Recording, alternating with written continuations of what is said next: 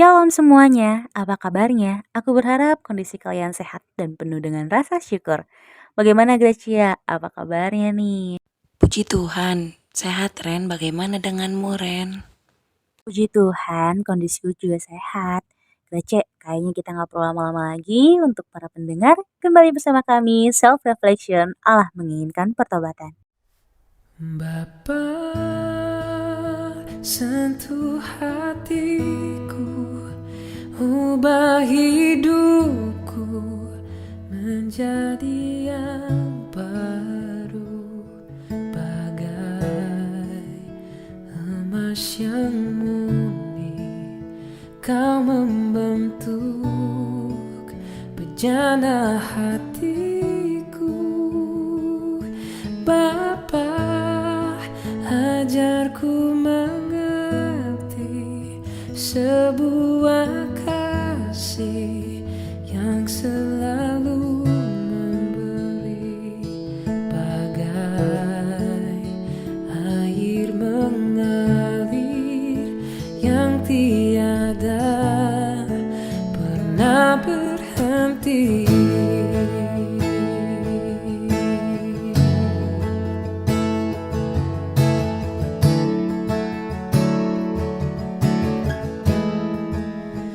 Betapa ku mencintai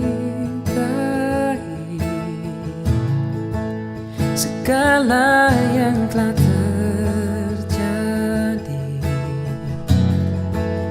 Tak pernah sendiri jalani hidup ini, selalu menyertai. Betapa ku menyadari di dalam hidupku ini, Kau selalu memberi rancangan yang terbaik oleh karena kasih.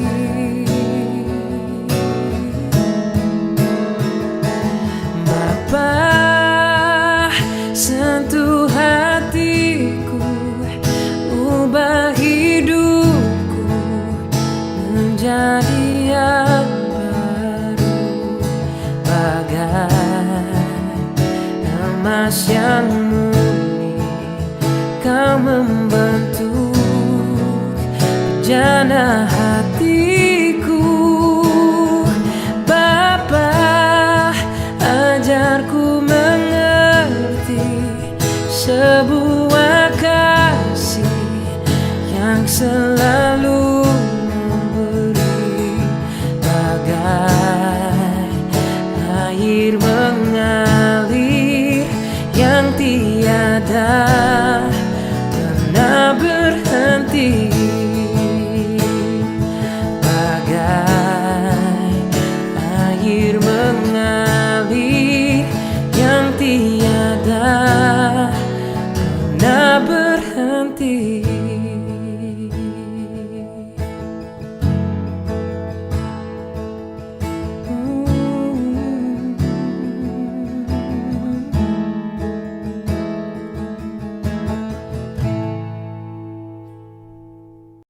Tuhan Yesus yang baik, Tuhan Yesus yang maha pengasih, sebentar lagi kami akan mendengarkan sebagian dari firman-Mu, sebagian dari renungan-Mu. Berkatilah kami, semoga renungan ini dapat merubah kami menjadi yang lebih baik lagi. Tuhan, kami serahkan segalanya dalam tangan-Mu. Dalam nama Tuhan Yesus kami berdoa dan mengucap syukur. Amin. Baiklah, sesi saat ini kita akan membahas tentang Allah menginginkan pertobatan yang terambil dari Yunus 3 ayat 1 sampai 5. Datanglah firman Tuhan kepada Yunus untuk kedua kalinya. Demikian, bangunlah, pergilah ke Niniwe, kota yang besar itu, dan sampaikanlah kepadanya seruan yang kufirmankan kepadamu. Bersiaplah Yunus lalu pergi ke Niniwe, sesuai dengan firman Allah. Niniwe adalah sebuah kota yang mengagumkan besarnya, 3 hari perjalanan luasnya. Mulailah Yunus masuk ke dalam kota itu sehari perjalanan jauhnya, lalu berseru, 40 hari lagi maka Niniwe akan ditunggang balikan. Orang Niniwe percaya kepada Allah. Demikianlah firman Tuhan. Saat ini banyak orang yang senang beribadah, mengikuti persekutuan, doa bersama, ke gereja bersama, serta mempersembahkan korban. Tentu ini semua adalah hal yang baik. Tetapi yang menjadi persoalan saat ini, banyak di antara orang percaya yang tidak menyukai pertobatan. Manusia berdosa cenderung jauh dari kebenaran.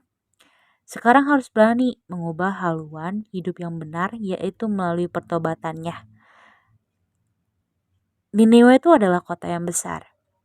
Pernah menjadi ibu kota Asyur dan orang-orang hidup jahat di hadapan Tuhan. Bahkan dikatakan kejahatan mereka telah sampai kepada Tuhan. Semua hidup tidak benar, semua tertuju pada dunia dan kekerasannya. Dalam situasi ini, Tuhan tetap memperhatikan dan menginginkan untuk mereka datang kepada Tuhan.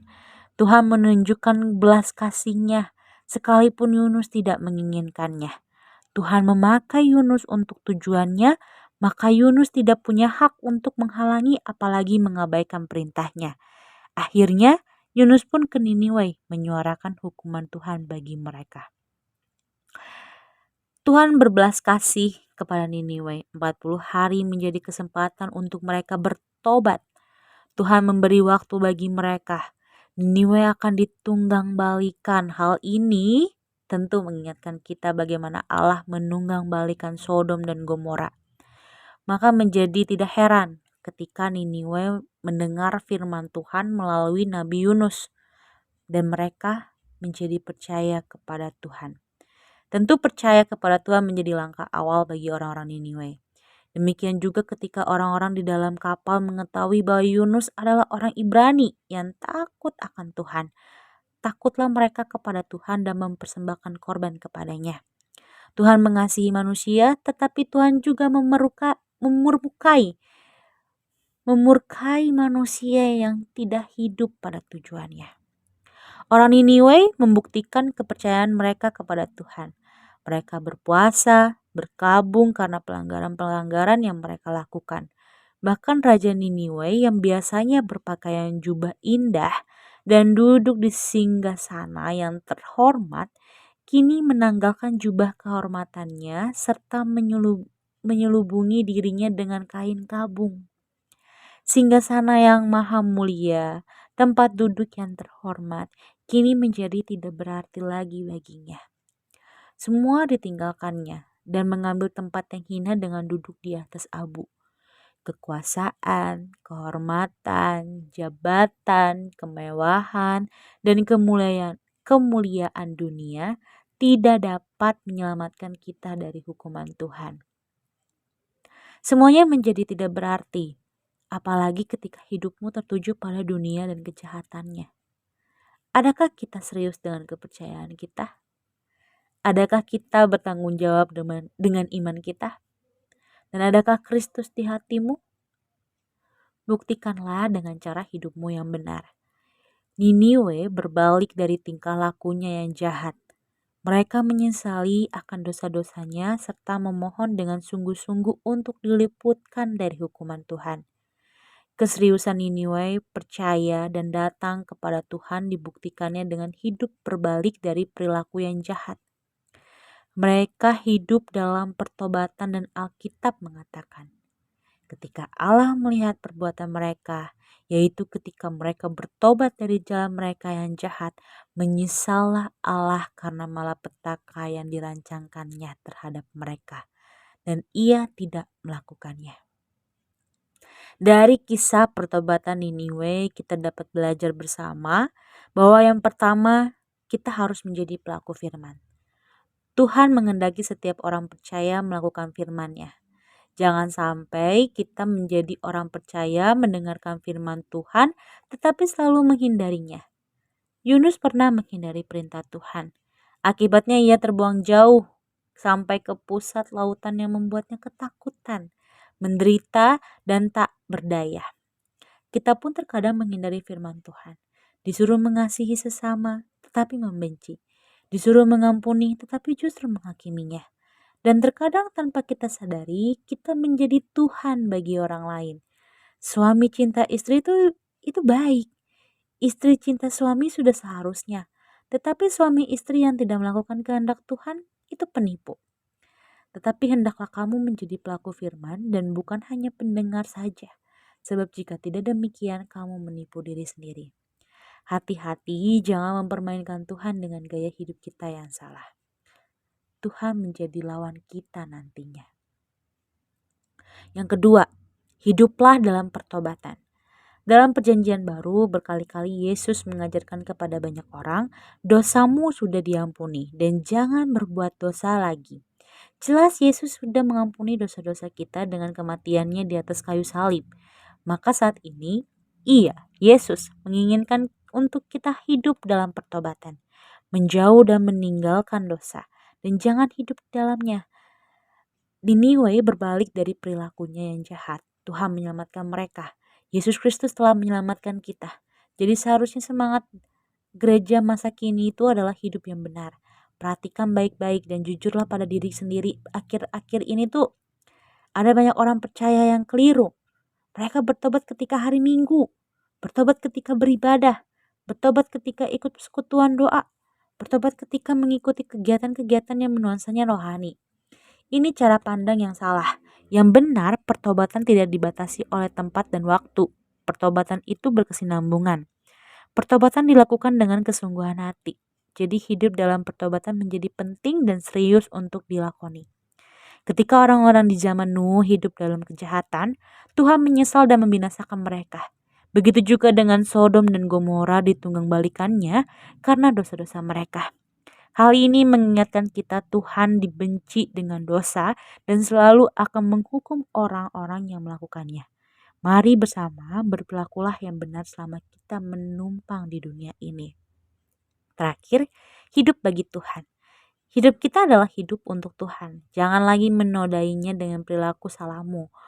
Yesus Kristus pernah mengatakan, makananku adalah melakukan kehendak Dia yang mengutus aku dan menyelesaikan pekerjaannya.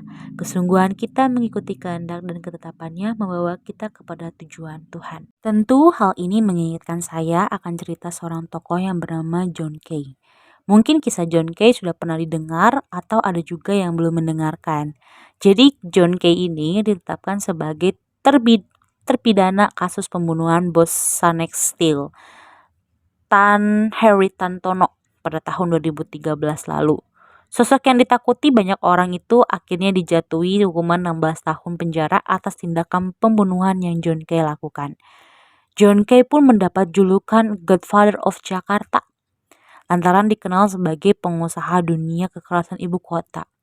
Tubuh John Kay dipenuhi tato yang menunjukkan kegarangannya sebagai pemimpin kerusuhan di Jakarta. Kehidupan John Kay pun tidak bisa lepas dari catatan kriminal. Bahkan John Kay sempat disandingkan dengan mafia di Italia lantaran bisnisnya seperti mafia.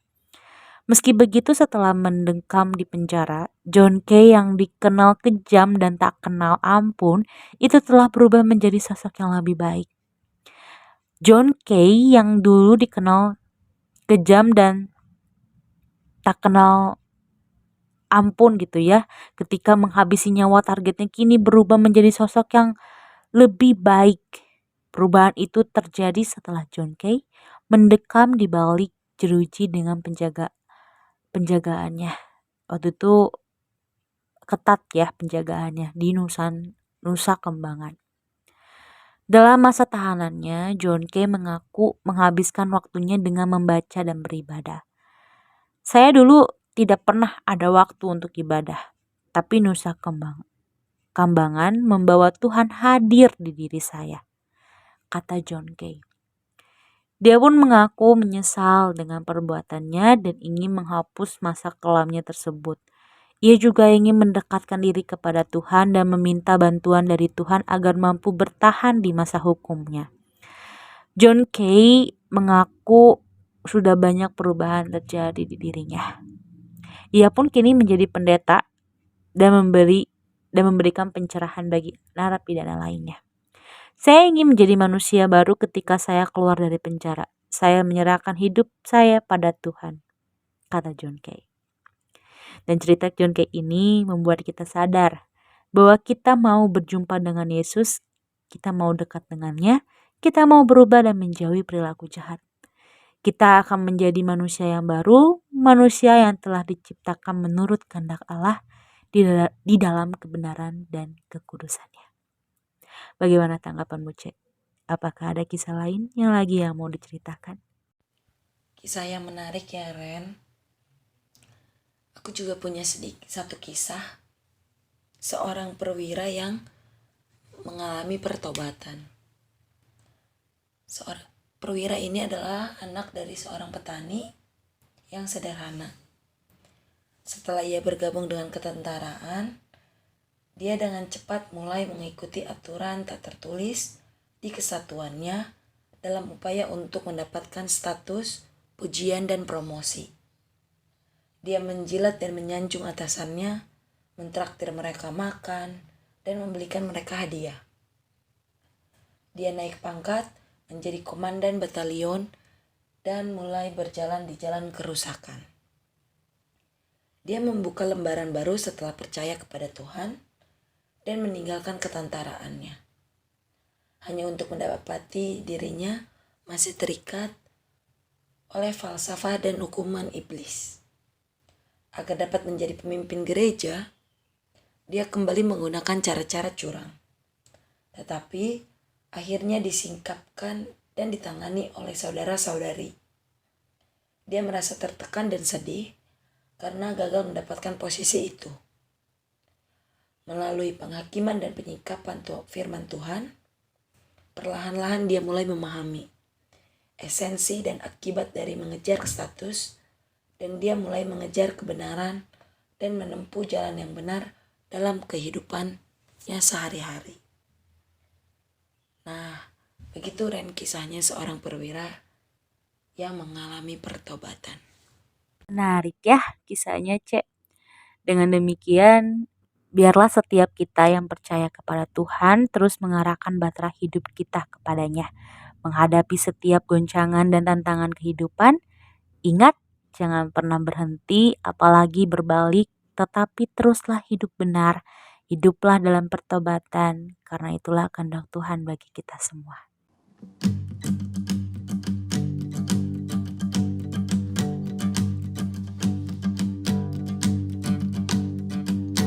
Ajarku berdiam dekat di hatimu, di saat ku berpaling temukan cintamu. Di sana kau menanti untuk bawaku lagi bersekutu dalam damai yang sejati. Oh, ku damba hadirmu. Oh, inilah rinduku.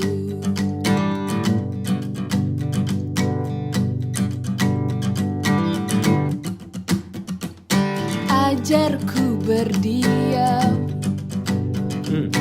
dekat di hatimu, di saat ku berpaling temukan cintamu. Di sana kau menanti untuk bawaku lagi bersekutu dalam damai yang sejati. Oh, ku damba hadirmu. Oh, inilah rinduku. Hidupku hanyalah untukmu. Segenap hatiku kabur akan kebaikanmu, dan nafasku menceritakan menceritakan kasih-Mu. Ajarku berdiam dekat di hati-Mu. Hidupku hanyalah untuk-Mu. Segenap hatiku kagum akan kebaikan-Mu. Dan nafasku menceritakan kasih-Mu. Ajarku berdiam dekat di hati-Mu. Ajarku berdiam dekat di hati-Mu.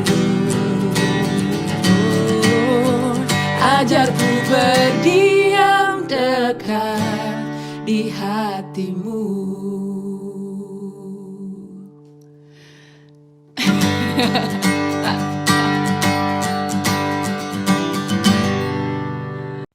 Tuhan Yesus yang baik, Tuhan Yesus yang Maha Pengasih, tadi kami sudah mendengarkan sebagian dari firman-Mu, sebagian dari renungan-Mu.